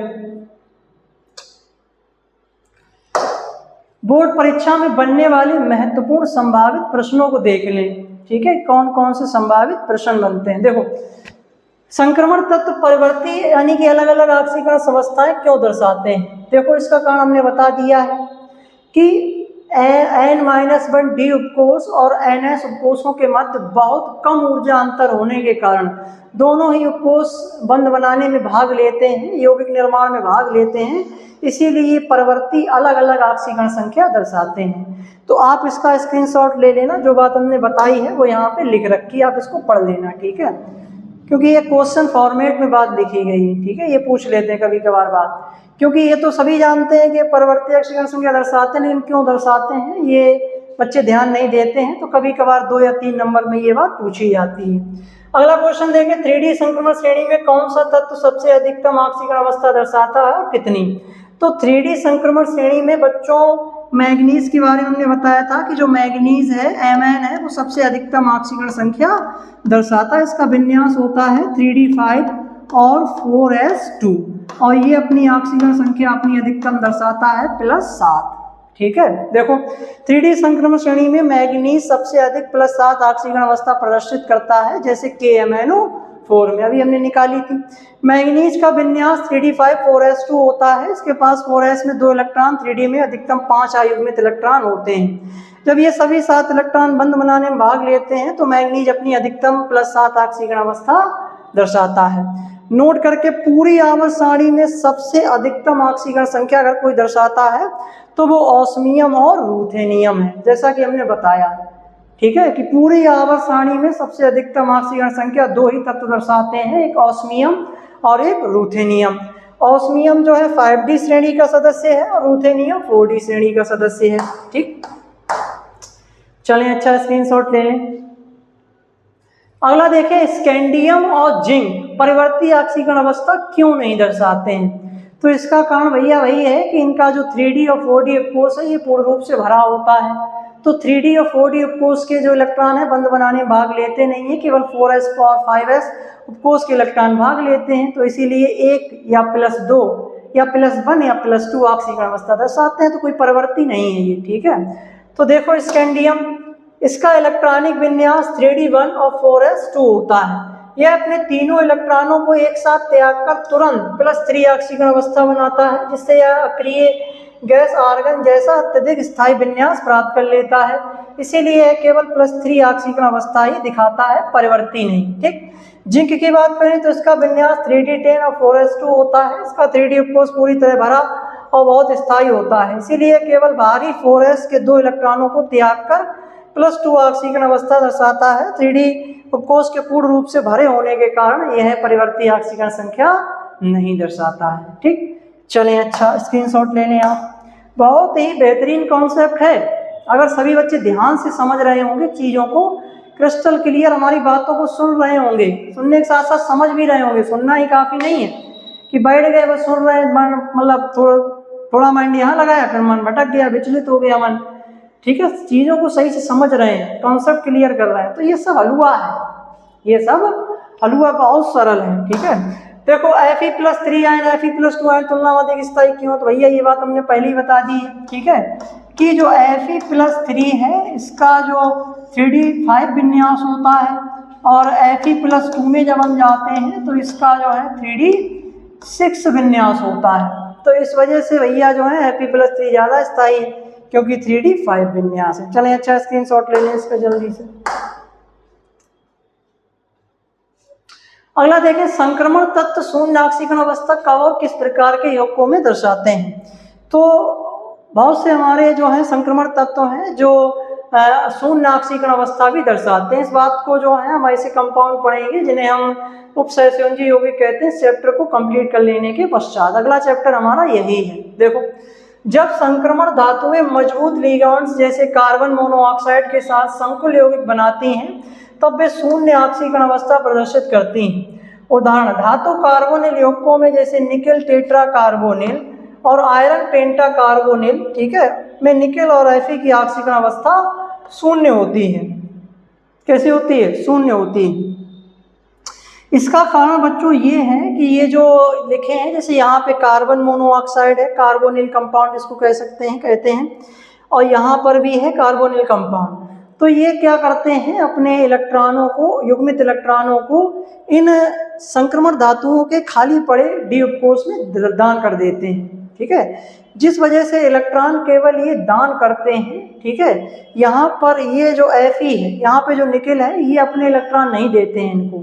ठीक, तो जब यहाँ पे ये Fe है और ये निकेल है, ये इलेक्ट्रॉन अपने दान ही नहीं करते हैं, मतलब त्यागते ही नहीं है, तो ऐसी कंडीशन में Fe यहाँ पर, ठीक है, 0 अवस्था में है और यहाँ पे निकेल 0 अवस्था में है। ठीक, तो संकुल यौगिकों में क्या होता है, कुछ संकुल यौगिकों में जो संक्रमण तत्व हैं वो अपनी ऑक्सीकरण संख्या जो है शून्य भी दर्शाते हैं। ठीक है, चलें, अच्छा आगे से इस बात को और आगे भी हम समझेंगे डिटेल में। कब? जब हम उपसहसंयोजी यौगिक को पढ़ेंगे, कोऑर्डिनेशन कंपाउंड वाले चैप्टर को पढ़ेंगे। ठीक है, चलें, अच्छा स्क्रीनशॉट ले लें इसका। स्क्रीनशॉट ले लें जल्दी से बच्चों।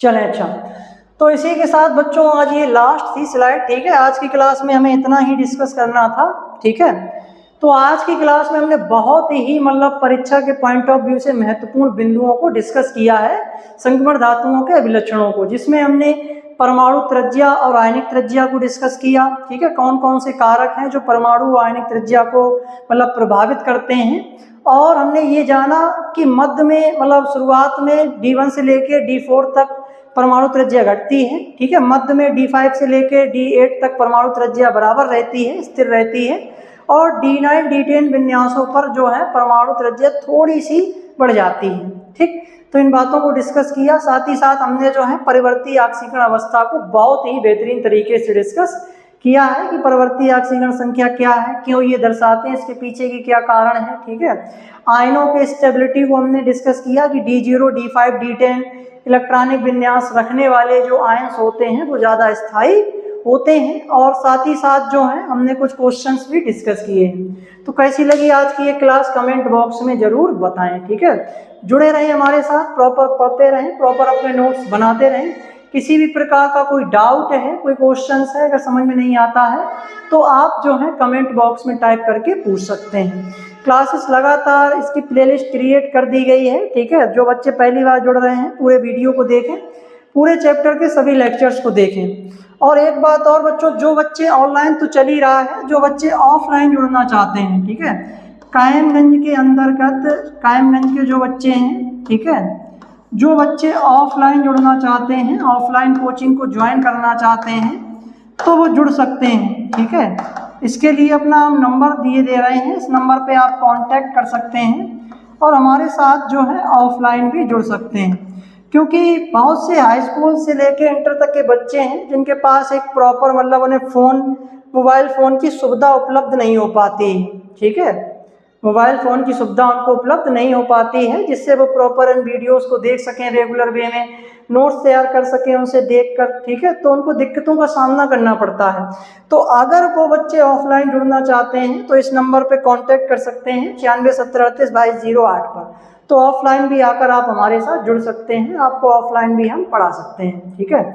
चलें, अच्छा जो है मिलते हैं अगली क्लास में, तब तक के लिए धन्यवाद। प्रॉपर नोट्स अपने तैयार करते रहें, क्योंकि अगर आप नोट्स तैयार नहीं करेंगे तो आपकी यही जमा पूंजी होगी, और आपकी जमा पूंजी माइंड में कितनी देर तक सेव रहेगी ये तो आप ही जानते हैं, ठीक है। और हम भी अच्छे से जानते हैं, आप समझ लेंगे 4 दिनों बाद आप रिवीजन करेंगे नहीं ढंग से तो आपकी वो जमा पूंजी सब खर्च हो जाएगी, बेकार हो जाएगी, और आप जीरो के जीरो वैसे की वैसे ही रह जाएंगे। अगर आपके प्रॉपर बनाए हुए नोट्स होंगे तो जब परीक्षा आएगी, स्कूली जब परीक्षाएं होती हैं, ठीक है, प्री बोर्ड परीक्षा होती है, अर्धवार्षिक और वार्षिक परीक्षाएं, तो उसमें आप नोट्स का रिवीजन कर लेंगे, ठीक है, आपकी चीज़ें जो है तुरंत एकदम तैयार हो जाएंगी। चलिए, अच्छा मिलते हैं नेक्स्ट लेक्चर में, तब तक के लिए धन्यवाद।